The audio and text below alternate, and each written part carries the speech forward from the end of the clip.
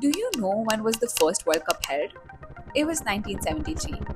I'm pretty sure you're thinking of Sunil Gavaskar, Madan Lal, but the first ever World Cup tournament was held in women's cricket, not men's.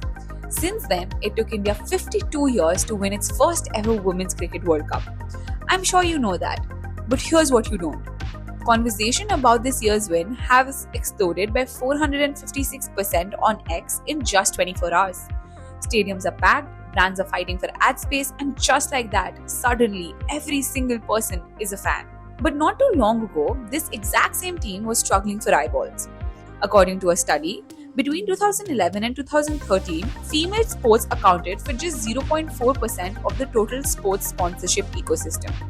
Having banked 51 crores as the winning cash amount, we've come a long way from not having enough funding and using borrowed care. What's changed?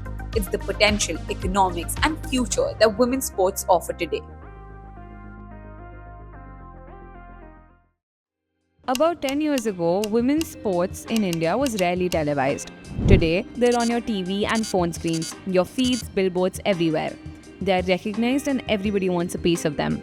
The Women's Premier League launched in 2023, drawing over 300 million views in just one season. Its media rights deal worth $114 million.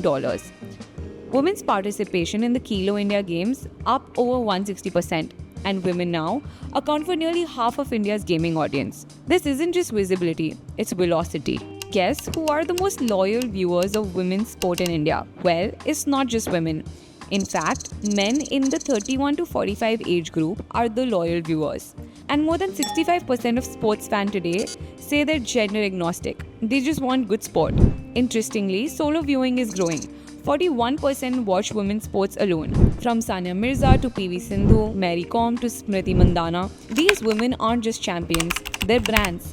Over 600 million fans follow India's top 30 female athletes. And it's not just about their medals. It's the stories, the grit, the personalities.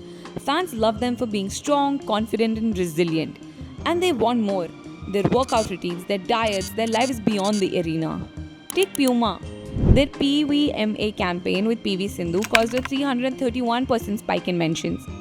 Mia by Tanishq, 30 times increase in brand search during their campaign with women athletes. Even SBI has Smriti Mandana as their brand ambassador. And here's why this works.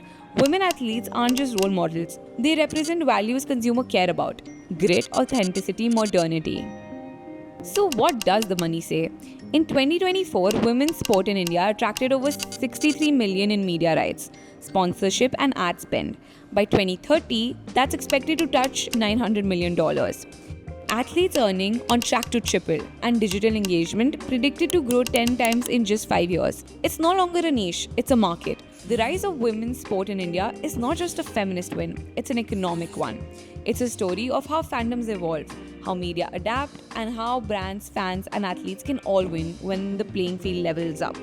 And maybe, just maybe, the biggest revolution in Indian sports is being led by women. The World Cup is home, but the shelf has space for thousands more across 20 plus sports. The next time a women's match is on, don't just scroll past it. Watch it, talk about it, and share it.